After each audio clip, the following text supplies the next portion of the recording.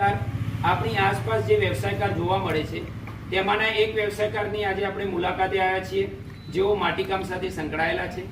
માટીમાંથી વિવિધ પ્રકારના વાસણો અને વિવિધ પ્રકારની વસ્તુઓ નિર્માણ કરે છે અને તે બજારમાં વેચી અને પોતાનો ગૃહ ઉદ્યોગ ચલાવે છે. તો સ્વાગત છે અહીંયા રૂપાલના વતની ભીખાભાઈ પ્રજાપતિ. ભીખાભાઈ, આપ જણાવશો કે આપ માટીકામ જે કરો છો ને એમાં કઈ કઈ વસ્તુનો આપ ઉપયોગ કરો છો? પહેલી તો વસ્તુ અમે માટીનો ઉપયોગ કરીએ છીએ, બરોબર. પછી પાણી પછી લઈ પછી એને બે મિક્સ કરવાનું, બરોબર. પછી એને માટી ચીકવવાની, બરોબર. પગેથી ખૂંદવાની, બરાબર. પછી ખૂંદી પછી મશીનમાં લાવવાની, બરાબર. ભીખા કાકા, આપ આજે મશીનની વાત કરી તો પહેલાના જમાનામાં જ્યારે મશીન નહોતા ત્યારે આપ શેનો ઉપયોગ કરતા હતા? પહેલા અમે પગેથી ખૂંદતા, પગેથી તૈયાર કરતા. પગે તૈયાર કરી પહેલા કરતા અમે. બરાબર છે. હવે આ તૈયાર થયેલી જે માટી છે એને તમે કઈ રીતે આગળ વાસણમાં કન્વર્ટ કરો છો? પહેલો કરી પછી ના, પહેલી તો અમે લઈએ મશીનમાં માટી, બરોબર. મશીનમાં માટી પેડો કાઢીએ, મશીનમાં પેડો નીકળી જાય પછી ચાકડામાં પેડો ચડાવીએ, બરાબર. ચાકડા પરથી પછી અમે હાથથી કામ કરીએ. ચલો, તો આ સરસ મજાની જે પ્રક્રિયા છે એ આપણે હવે જોવા જઈ રહ્યા છીએ. ચાલો.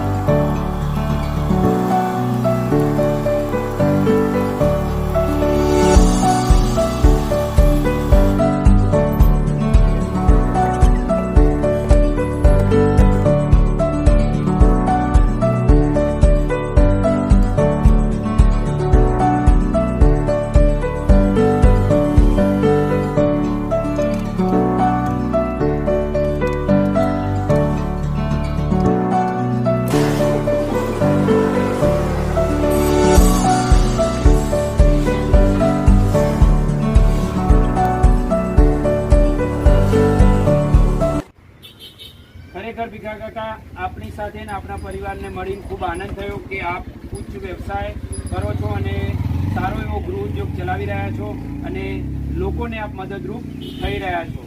તો આપનો ખૂબ ખૂબ અમારી સાથે જોડાવા બદલ